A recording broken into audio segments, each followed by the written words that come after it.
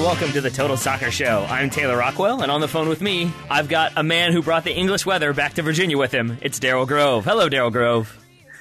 Hello. Oh, God, I'm back now. I should be doing the hello and welcome. What's going on here? I know, that was initially going to be the introduction of a man who's going to keep me from having to say hello the way I say hello over and over and over again, because I much prefer it when you do it, but I felt like I would instead rather take a shot at English weather. Very nice. Yeah. Very nice. I am who I am, you know? I just wanted to ease you back into the trash talking that consistently and routinely happens. Yeah, with English weather jokes. Thanks. You're welcome. So you are going to be back. We're going to be back in studio tomorrow. I'm very excited for that. But I understand you've already done some recording of your own. Oh, yeah, this morning I sort of warmed up for my Total Soccer Show return with an episode of Goalmouth. As you know, Goalmouth is a soccer news show every morning. I've heard of it. And I got to look at some video assistant referee stuff from the Australia-Germany game, and also at the IFAB, their proposal for new rules with their Play Fair ! Document that was released over the weekend. All right. So I know we're going to talk a little bit about video assistant referee and replay. I still don't even know what VAR stands for. So that's maybe the first thing to figure out. Video assistant referee. All right. That's sorted. Number one. Good stuff by us. Number two, I know we're going to talk about that a little bit more tomorrow to kind of catch up on the Confederations Cup. But I am curious if you have some thoughts on it, because it sounds like it's been a little bit crazy so far in the Confederations Cup with VAR. Yeah, so it's been the talking point, right? Yeah, and like we said, we're going to get into the incidents in more detail on tomorrow's show. But it seems to me that basically the idea that video replay was going to sort of make everything clearer isn't necessarily true. Because, for example, we'll talk about the Australia goal. Tomi Juric scored for Australia, and it hit his arm before, and then it rebounded back to him, and then he scored.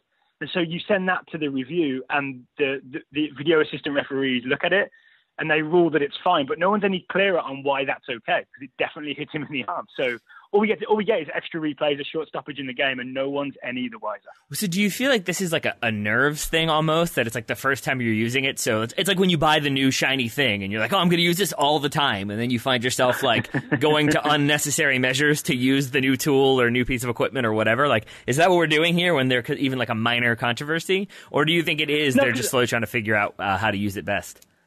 No, it is a trial, right? And they are only using it, from what I've seen, they've only used it for sort of goal decisions. But just to me, the idea that these decisions aren't even clear-cut after the replay is, I wouldn't say it's discouraging, because that's only discouraging if you expected video replay to solve all our problems, right? It's more just adds another layer, and it's interesting that it doesn't fully solve anything. In some places, I think it might even get stuff wrong. Again, I'm sure we'll watch this and talk about it tomorrow, but there was a Vargas goal for Chile, which after review was ruled offside. And when you look at the replay, he's clearly onside. So interesting. That's really interesting. Now I'd love to have like maybe a review of the review. Maybe we have like a second team of referees who are watching the first team and passing judgment on their performance. Yeah, what could go wrong? We just keep adding more and more on, and suddenly a replay takes 45 minutes. And here's the other thing is, I thought that maybe it would remove all the controversy from the game if like we got the replay and the referee got to make the right decision, and then there's no more like, oh, we were hard done by. But Chile already feel hard done by that goal that was reviewed and disallowed. So turns out I was wrong, that you don't lose the controversy, you just get more of it. From what I understand, it's been a big feature of, say, the Fox Sports coverage, for example. There we go. All right, so we've got controversy to talk about. We've got lots to talk about, I would say. It's been a while since you were in town, so I think we got some catching up to do. I've been doing Cristiano Ronaldo and Jose Mourinho's taxes, so I've got a lot of information there. Yeah. So you're the one who wasn't doing them? Is that fair to say? Yeah, I just thought, I'll get to it next year. It'll be fine. No worries. All right. Well, since you've taken us in this direction, I'm fine with it. So I made a joke about this when I did the Goalmouth on Friday, that this, I think maybe because I've been burned so many times as a Man United fan by Sergio Ramos and by Thiago Alcantara and Pedro as well, that I'm still like, okay, let's all get ready for the news that Ronaldo has signed a new deal. What do you think about this whole situation? Do you think it really is that he's this angry, that he really does want to leave, that it's definite that he is gone? Or do you think maybe there's a little bit of jockeying and maybe a little bit of displeasure on Ronaldo's part as well? Well, I don't quite understand why he thinks it's Real Madrid's fault that he evaded taxes. Yeah, I'm not really sure about that one either. I think it's more that like they haven't come to his defense. That's all I can understand, is that maybe he thinks that they should have done a better job, or maybe it was like an accountant that they recommended, although from what I understand, it might have been George Mendes who recommended that he not pay taxes or use a certain accountant. Oh, no. the whole Wolves team is going to be going to jail for avoiding taxes. Only in Spain. Only in Spain. You'll be fine. You'll be fine. You'll be fine. Maybe that's it. Maybe it's Cristiano Ronaldo just wants to get out of the country. Mm-hmm. Maybe like with Brexit, maybe there's like going to be some sort of non-extradition treaty. Yeah. So then he can just use Manchester as sort of a tax shelter, or at least a shelter from the tax authorities trying to get him. That makes sense. I could also see Ed Woodward like putting in a condition that they will have like the best 5 accountants in the world always focused on Ronaldo's taxes. But I mean, that sounds very Parks and Rec, isn't it? For Entertainment 720, get 5 accountants. Oh yeah. The first thing they need to do is fire 4 accountants.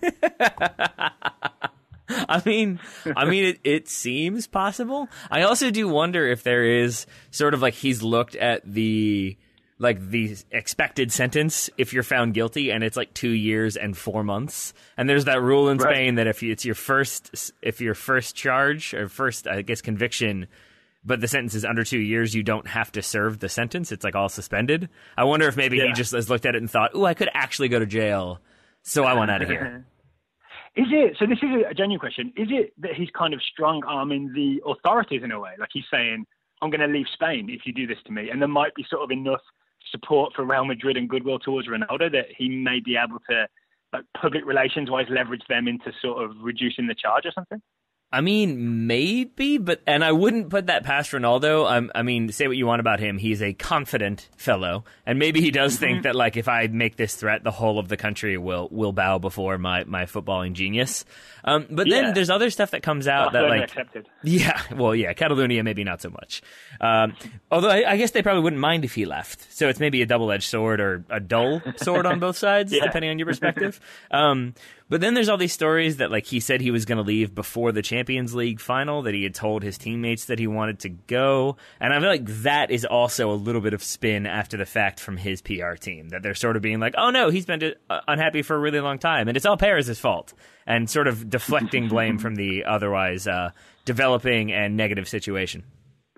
Well, the other weird thing is, I don't remember Ronaldo and Mourinho being all that tight during his Real Madrid days when Mourinho was there. So I'm not sure that Mourinho would welcome sort of that sort of relationship back into his dressing room.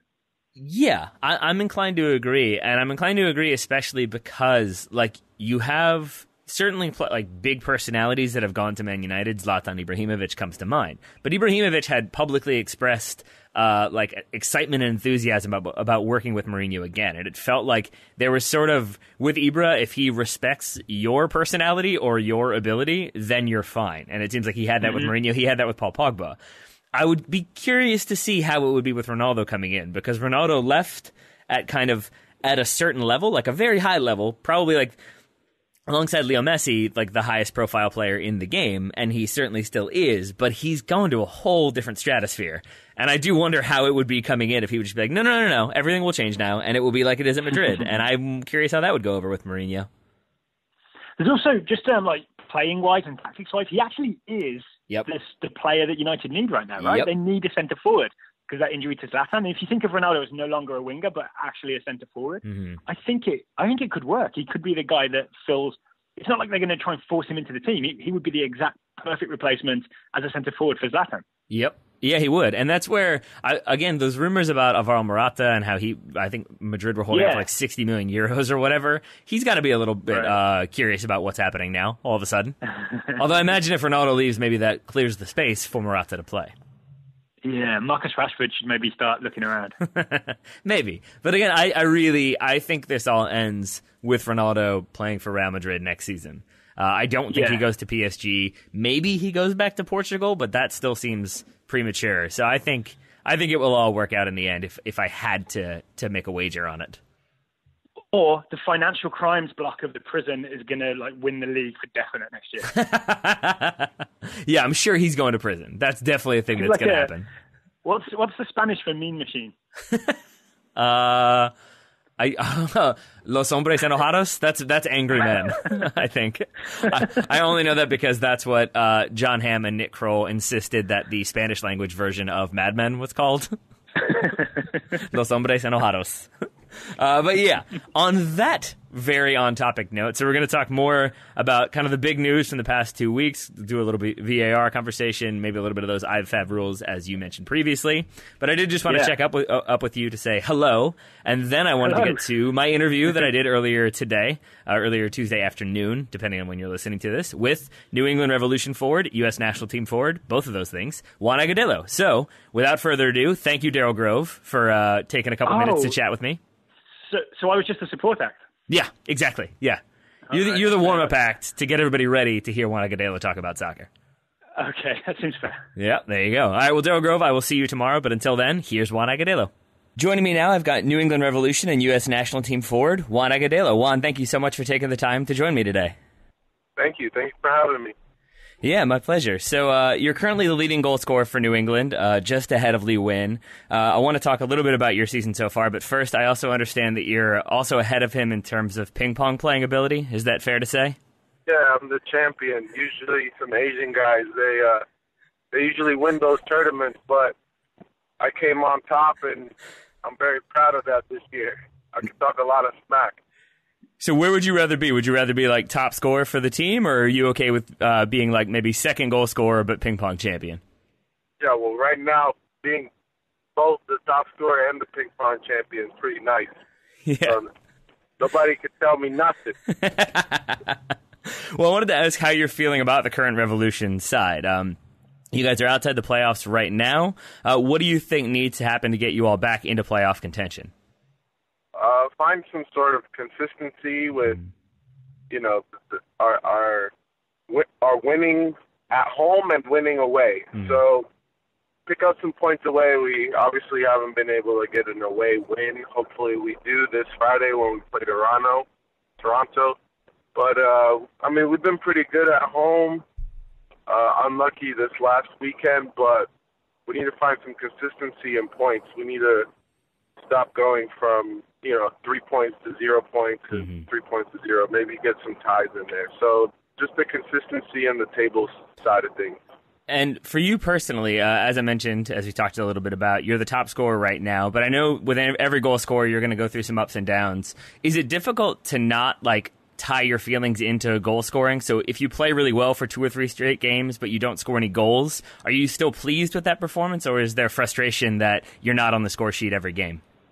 No, it all depends on whether or not the team's winning or losing. I won't be frustrated at all if I don't score a goal all season, but we win every single game, where we tie and do, positive things that makes every player on the field look good. So I feel like majority, if the team's winning, everybody looks good. So no matter what, that's fine. So what do you think in terms of formation, your position, what do you think puts you in the best position? Do you prefer to be like a lone striker? Do you prefer to be as part of a front 2 or a front 3? What do you think best suits your game? Sometimes I prefer to have a partner striker so we can, occupy the 2 center backs and make their lives hard. But I understand that gives up a lot of midfield, defending capabilities. So sometimes we do have to play with 1 striker, but I do prefer playing with 2 strikers so that we can, make the center backs run a little bit, because they don't run a lot. That makes sense. That seems like a solid plan. The other question I had for you, we don't talk to many MLS players. We tend to stay local or kind of talk generally speaking. So I wanted to ask, you hear a lot about new guys coming in and about kind of the physicality of the league and the physical demands of the league. You're obviously a Major League Soccer veteran. So can you talk a little bit about that? Just how physical is the league and how difficult is it when you are a newbie coming in? It's, I would say the word wouldn't be physical. I would say athletic.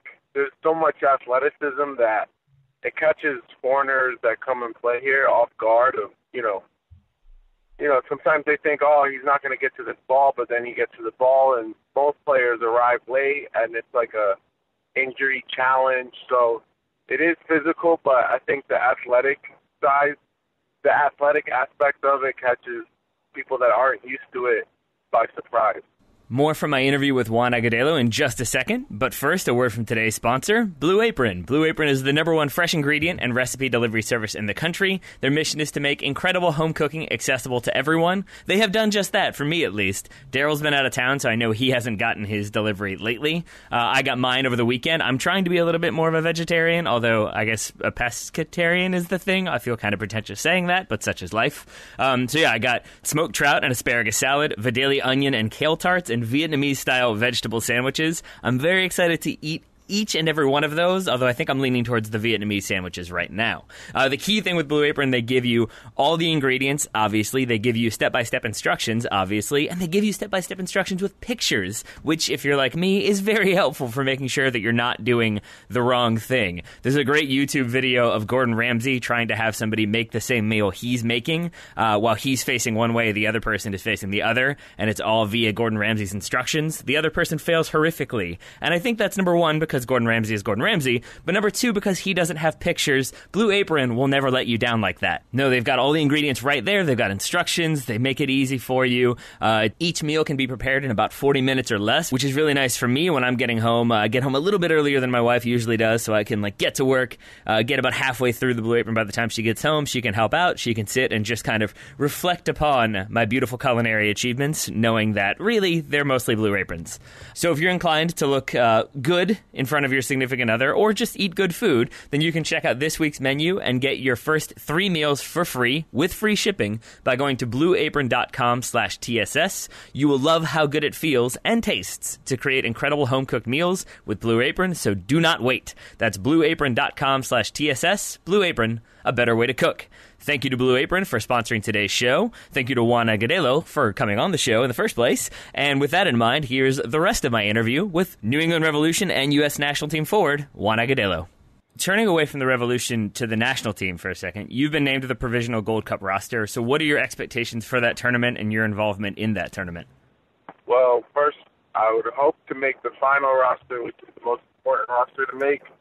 But if I do make it, just try to go out there and never not get called back again. So prove a point that I should be continuously getting called to the national team. And it's a big opportunity with this summer's Gold Cup coming up for players that aren't really on the national team often. And what is the process like getting called into the squad? Do you have advance notice? Does Bruce Arena call you directly a week before, or do you kind of find out through your agent once the squad is about to be announced? We get, this time around with Bruce, either his assistant, Pat Noonan, who used to play for the for the Revolution, he calls and says, hey, congratulations, blah, blah, blah, or it's an email. So most of the time it's just a straight-up email of, hey, congratulations, these are the things that you need to get ready for, and then you tell them where you would want to fly out of. And you mentioned a little bit about getting regular minutes. You want to be called up every single time. Have you had any conversations with U.S. national team staff or personnel or even Arena himself about what that will take for you? Because it does seem like New England fans, MLS writers all feel like you are kind of a consensus pick for being in consideration, at least on a consistent basis. So I'm wondering if you've had some insight into what you think maybe U.S. Soccer wants you to do to improve your standing. Yeah, I talked to him in January, Bruce, and he told me just got to work hard, be tactically always aware and consistent as a striker. Consistency is a big thing, and just try and do that and help my team win, which is most important. The thing that I realized about this coach, rather than past national team coaches, he really likes winners, teams that win, and players that win. So hopefully, we've gotten enough wins with the Revolution. And what's the process like going from the Revolution to the national team and then back to the national team after a major tournament? Is it kind of all standard because, you're an old head, you're a pro at this point? Not that old, don't get me wrong, but you're a veteran at this point. Or does it still take a little getting used to going from club to national team and then back to club? I like the transition.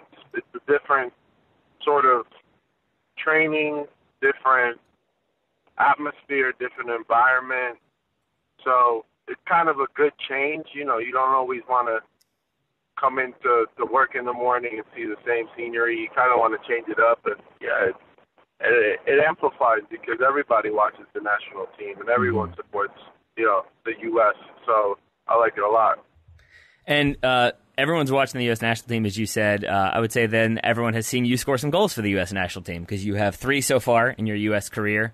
Do you have a favorite goal or favorite moment playing for the U.S. team? I rewatched the one you scored in the Alamo Dome recently, and it was like a combination of a great bit of skill from you and maybe the field being a little bit terrible, but I do love that goal. I do love you scored against South Africa, right after the 2010 World Cup?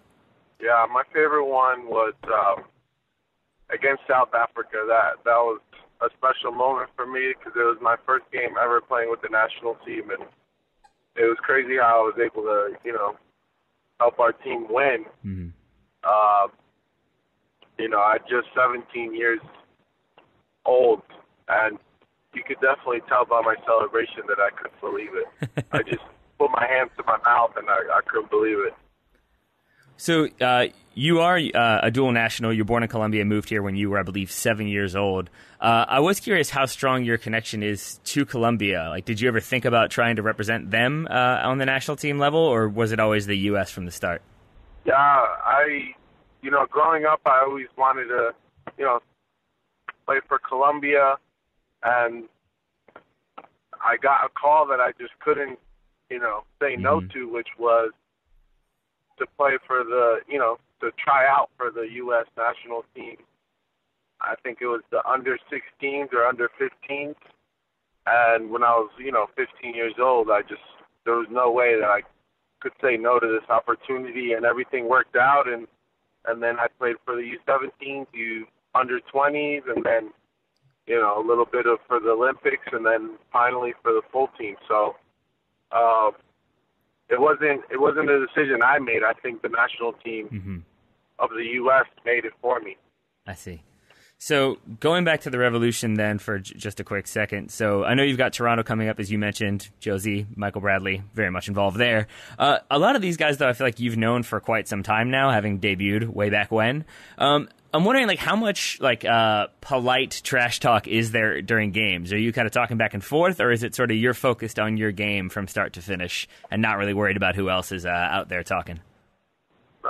Sometimes there's some jokes going around, but most of the time it's just focused on the game, and you know, sometimes it gets spicy, but anytime you go up against a friend and a guy that you know that it's not going to be that same guy you hang out with him at, you know, at his house or at his park. It's a totally different animal once you're on the field.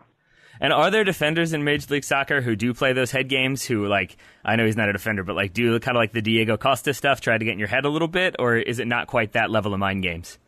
Yeah, there's definitely some defenders that are some Draymond Greens out there and stuff that definitely try to get in your head. One that I could think at the top of my head is Felipe from New York. He definitely talks a lot. He tries to get in your head, but I just laugh. It's hard. It's hard to like relate that to affecting your game. You're gonna play the way you're gonna play. That's how I see it. I mean, some people might get lost, but there's very little things you could say to actually affect somebody. I see. Well, I might get lost, but I feel like maybe that's why you're a professional soccer player and I am not. So credit to you, and thank you again for coming on the show. Really appreciate you taking the time, and good luck with Toronto. Good luck, obviously, with the U.S. national team with the Gold Cup roster. We're hoping you make it and do well in the tournament. All right. Thank you. I appreciate for having me. Thank you.